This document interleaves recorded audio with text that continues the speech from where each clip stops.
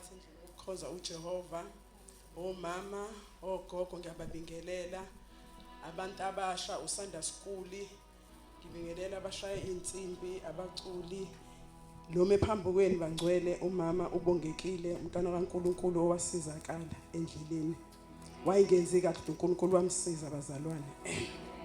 Ngizocela sivule uJohn 19 ivesi elika 30.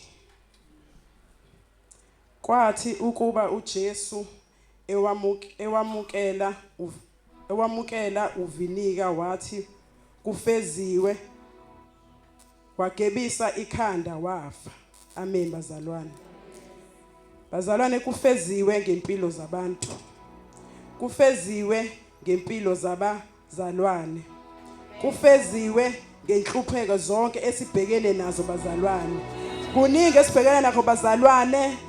Sixayekile emakhaya kalena kodwa Nkosi namhlanje ngizoba nalelizo ukuthi kufezwe konke bazalwane. Kukho konke esibhekene nakho kufeziwe. Wabethelwe esiphambanweni bazalwane ngenxa yezono zami nezethu. Ukuze ngime la njengoba ngime la nje ngisindisiwe ngoba wathethelelwa izono zami nezakho. Inkinga obhekene nazo ningakhathazeki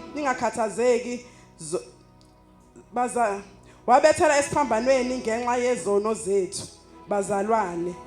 Ngamunye kuzo zonke inkinga enibhekene nazo ningakhathazeki. Themba uJesu konke kufeziwe.